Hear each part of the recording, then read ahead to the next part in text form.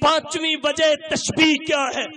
پانچویں وجہ تشبیہ یہ ہے جب آسمان کا سورج آتا ہے ستاروں کی روشنی ماند پڑ جاتی ہے. جب آسمان کا سورج آتا ہے ستاروں کی روشنی ماند پڑ جاتی ہے. اور جب نبوت کے سورج آئے آمینہ کے لال محبوب رب ذوالجلال صاحب الحسن والکمال جناب سرور کونین ساقی کوثر شافی محشر ہادی و رہبر اس دھرتی کائنات پر تشریف لائے اعلان نبوت فرمایا. آفتاب نبوت طلوع ہوا تو آپ کے طلوع ہونے سے جتنے انبیاء تھے سب کے ادیان سب کی تعلیمات منسوخ ہو گئی، ان کی روشنی باقی نہ رہی. اب اگر روشنی چلے گی تو آفتاب نبوت کی چلے گی، راہ حق نظر آئے گا تو اسی نور کی روشنی میں نظر آئے. یا ایھا النبی انا ارسلناک شاہدا ومبشرا ونذیرا وداعیا الی اللہ باذنہ وسراجا منیرا. اور ایک وجہ تشبیہ اور ذکر کرتا ہوں، وہ یہ جب آسمان کا سورج طلوع ہوتا ہے، اس سے حضور کی ختم نبوت کا مسئلہ سمجھیے. جب آسمان کا سورج طلوع ہوتا ہے تو آسمان کے سورج کے طلوع سے پہلے لائٹیں چلائی جاتی ہیں ہر کمرے میں، ہر صحن میں، ہر گلی میں، ہر محلے میں.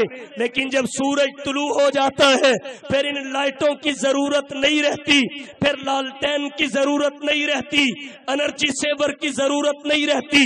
سورج کے طلوع سے پہلے ضرورت تھی لیکن جب سورج طلوع ہوا پھر ضرورت نہ رہی. بالکل اسی طرح جناب محمد مصطفیٰ صلی اللہ علیہ وسلم سے پہلے نبوتوں کی ضرورت تھی، اللہ نے ضرورت کو پورا کیا، انبیاء بھیجے، ایک وقت میں کئی بھیجے. حضرت موسیٰ کا زمانہ بھی وہی، حضرت شعیب کا زمانہ بھی وہی، حضرت یعقوب کا زمانہ بھی وہی، تو حضرت یوسف کا زمانہ بھی وہی. بہت ساری مثالیں مل سکتی ہیں. لیکن جب آفتاب نبوت طلوع ہوا تو اب کسی نبوت کی ضرورت نہیں رہی. جب آفتاب نبوت طلوع ہوا جیسے طلوع آفتاب کے بعد لالٹینوں کی ضرورت نہیں، حضور کی تشریف آوری کے بعد کسی بھی قسم کی نبوت کی ضرورت نہیں. اور ایک بات میں اور کہنا چاہوں گا، ہمارے پاس دوست ذلی اور بروزی نبوت کی اصطلاح کو ہمارے کھاتے میں ڈالتے ہیں، جبکہ ذلی اور بروزی نبوت کی اصطلاح یہ اہل اسلام کی اصطلاح نہیں ہے، یہ مرزائیت کی اصطلاح ہے. اہل اسلام کے ہاں دو اصطلاحات چلتی ہیں، ایک نبی کی ایک رسول کی، پھر ان میں آگے ایک تقسیم ہے تشریعی ہوں گے یا غیر تشریعی ہوں گے. تو بہرحال میں عرض یہ کر رہا ہوں، آسمان کے سورج کے طلوع کے بعد اگر کوئی شخص لالٹین کو ہاتھ میں پکڑ کے، موم بتی کو ہاتھ میں پکڑ کے، بیٹری کو ہاتھ میں پکڑ کے، موبائل کی لائٹ کو آن کر کے اپنے اونٹ کو تلاش کرنے نکل پڑے تو لوگ اسے بے وقوف کہیں گے، دنیا اسے احمق کہے گی کہ آسمان کا سورج طلوع ہے اور یہ اپنے موبائل کی لائٹ چلا کے اپنے اونٹ کو تلاش کر رہا ہے. بالکل اسی طرح آفتاب نبوت کے طلوع کے بعد ذلی اور بروزی نبوت کا دعویٰ کر کے اس کی روشنی میں اگر کوئی راہ حق تلاش کرنے کے لیے نکل پڑے اسے بھی ایسے ہی احمق اور بے وقوف کہا جائے گا جیسے طلوع آفتاب کے بعد کوئی موبائل کی لائٹ چلا کے اونٹ تلاش کرنے نکل پڑے. یہ بھی ایک وجہ تشبیہ ہے. اللہ نے فرمایا یا ایھا النبی انا ارسلناک شاہدا ومبشرا ونذیرا وداعیا الی اللہ باذنہ وسراجا منیرا. ہاں البتہ یہ بات بجا ہے، جب تک آسمان کا سورج طلوع نہیں ہوتا آپ لائٹیں چلائیں، ایک نہیں متعدد چلائیں، لیکن جو لائٹ کمرے میں چلے گی وہ کمرے کے ہوگی، جو صحن میں چلے گی وہ صحن کی ہوگی، جو گلی میں چلے گی وہ گلی کی ہوگی. جب سورج آ جائے تو پھر یہ لائٹوں کی ضرورت نہیں. بالکل اسی طرح آمینہ کے لال کے آنے سے پہلے روشنی کی ضرورت تھی، مختلف روشنیاں آئی انبیاء کی صورت میں، لیکن وہ روشنیاں اپنے علاقے کے لیے تھی، اپنے کنبے کے لیے تھی، اپنے قبیلے کے لیے تھی، اپنے خاندانوں کے لیے تھی، اپنے خطوں کے لیے تھی۔ جب آسمان کا سورج آیا وہ سب کے لیے ہو گیا، جب نبوت کا سورج آیا وہ بھی سب کے لیے ہو گیا۔ ایک وجہ تشبیہ علماء نے اور لکھی ہے جو اس سے بات آگے بڑھاتے ہوئے عرض کرتا ہوں۔ اس وقت دنیا میں اگرچہ بے شمار ممالک ہیں، دنیا میں پاکستان بھی ہے، دنیا میں ہندوستان بھی ہے، دنیا میں افغانستان بھی ہے، دنیا میں امریکہ، برطانیہ، چین اور جاپان بھی ہے، لیکن یاد رکھیے سورج ان تمام ممالک کے لیے ایک ہی ہے۔ بالکل اسی طرح اس وقت کائنات میں امت اجابت بھی ہے، اس وقت کائنات میں امت دعوت بھی ہے، لیکن یاد رکھیے نبی ان دونوں امتوں کا ایک ہے، اسے محمد مصطفیٰ کہتے ہیں۔ یا ایھا النبی انا ارسلناک شاہدا ومبشرا ونذیرا وداعیا الی اللہ باذنہ وسراجا منیرا۔ آپ کہیں گے جب آسمان کا سورج طلوع ہوتا ہے وہ نظر آتا ہے، کسی اور روشنی کی ضرورت نہیں رہی۔ جب نبوت کا سورج طلوع ہوا کسی اور روشنی کی ضرورت نہیں رہی، تو پھر کچھ لوگ حضور کے بعد کسی جھوٹے کو نبی کیوں کہہ رہے ہیں؟ کسی جھوٹے کو نبی کیوں کہہ رہے ہیں؟ کیا انہیں حضور کا سورج نظر نہیں آیا؟ نبوت مصطفیٰ کا آفتاب دکھائی اور سجھائی نہیں دیا؟ یہاں بھی وجہ تشبیہ ہے، وہ دونوں میں مشترک ہے۔ اللہ کا قانون ہے، اللہ نے کچھ مخلوقات ایسی بنائی جنہیں آسمان کا سورج نظر نہیں آتا۔ آسمان کا سورج طلوع ہو ان کی آنکھیں چندھیا جاتی ہیں، آسمان کا سورج طلوع ہو وہ مخلوقات انہیں نہیں دیکھ سکتی۔ الو ہے سورج ہے نہیں دیکھتا، چمگادڑ ہے سورج ہے نہیں دیکھتا، اللہ کا قانون ہے۔ بالکل اسی طرح جب آفتاب نبوت طلوع ہوا اللہ نے فرمایا سراجم منیرا، تو یہاں بھی کچھ انسانیت کے طبقے ایسے تھے، سورج طلوع تھا، روشنی واضح تھی مگر وہ نہ دیکھ سکے، ان کی آنکھیں بند ہو گئی، چندھیا گئی۔ وہ کون ہے؟ مرزائی ہے، بہائی ہے۔ جیسے الو اور چمگادڑ کو آسمان کا آفتاب نظر نہیں آتا، وہ اس سے فیضیاب نہیں ہو سکتے، ایسے ہی مرزائی اور بہائی کو نبوت کا آفتاب نظر نہیں آتا اور وہ بھی اس سے فیضیاب نہیں ہو سکتے۔ ایک بات اور عرض کرنا چاہوں گا، اس کو بھی آپ وجہ تشبیہ میں شامل کر سکتے ہیں۔ اللہ نے دو سورج بنائے، ایک مادی کائنات کے لیے، ایک روحانی کائنات کے لیے۔ جو سورج مادی کائنات کو روشنی اور حرارت دے رہا ہے اسے آفتاب فلکیت کہتے ہیں، اور جو سورج روحانی کائنات کو روشنی اور حرارت دے رہا ہے اسے آفتاب نبوت کہتے ہیں۔ ان دونوں سے فیض لیا گیا۔ فیض کیا ہے؟ روشنی اور حرارت۔ دنیا فیضیاب ہوئی آسمان کے سورج سے بھی، لیکن فیض پانے والوں نے ایک جیسا فیض نہیں پایا، اپنی اپنی حیثیت کے مطابق فیض پایا، اپنی اپنی حیثیت کے مطابق فیض پایا۔ اس کو مثال سے یوں سمجھانا چاہوں گا، جب آسمان کا سورج طلوع ہو اس کے سامنے آپ دو گولے بنا کے رکھیں، ایک مٹی کا ایک موم کا، دونوں کو سورج کے سامنے رکھیں۔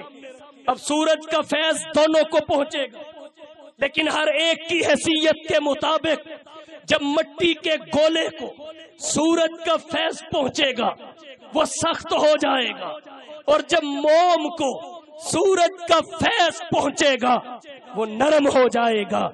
بالکل اسی طرح جب نبوت کا آفتاب طلوع ہوا تو اس سے بھی انسانوں نے اپنی اپنی حیثیت کے مطابق فیض پایا. ابو بکر صدیق نے اپنی حیثیت کے مطابق فیض پایا، وہ نرم ہو گئے.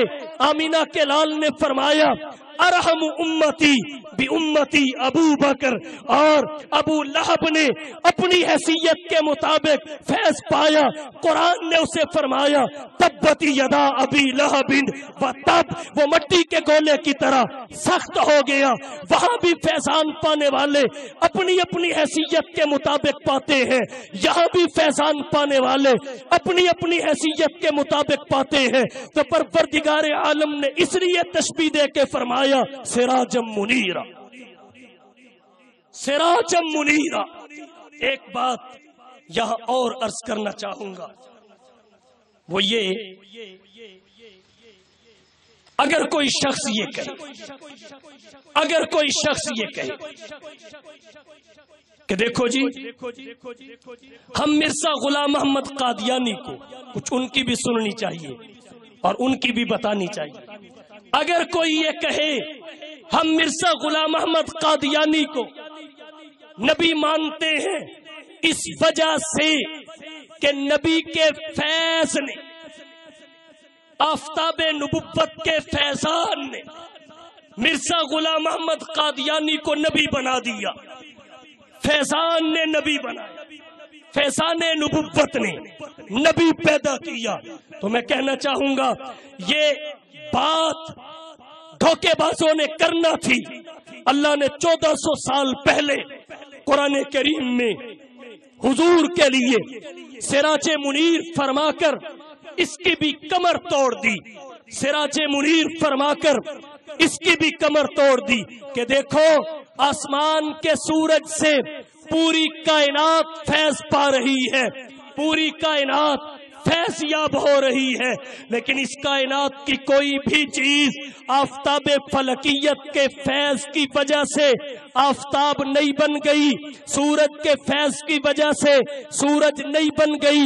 اور اللہ نے حضور کو سورج سے تشبیہ دے کے فرمایا سراجم منیرا، اس کا فیض پایا، فیض پا کے بھی کوئی چیز سورج نہیں بنی. بالکل اسی طرح اس کائنات کے انسانوں نے آمینہ کے لال محبوب رب ذوالجلال صاحب الحسن والکمال کا فیض پایا، لیکن اس فیضان کی وجہ سے کوئی بھی نبی نہیں بن سکا، اس فیضان کی وجہ سے کوئی بھی نبی نہیں بن سکا. نہ آفتاب فلکیت کے فیضان سے کوئی سورج بنا ہے، نہ آفتاب نبوت کے فیضان سے کوئی نبی بنے گا. اور کہنا چاہوں گا اگر حضور کے فیضان سے نبوت ملتی تو ابو بکر کو ملتی جسے حضور کے بعد سب سے پہلے خلافت عطا ہوئی. اگر فیضان کی وجہ سے نبوت ملتی تو اس عمر فاروق کو ملتی جس کے بارے میں آقا کی زبان سے یہ الفاظ نکلے لوکان بعدی نبی لکان عمر. اگر نبوت فیضان کی بنا پہ ملتی تو اس مقدس جماعت کے کسی فرد کو ملتی جس کے بارے میں حضور نے فرمایا اصحابی کالنجوم فبأیہم اقتدیتم اہتدیتم.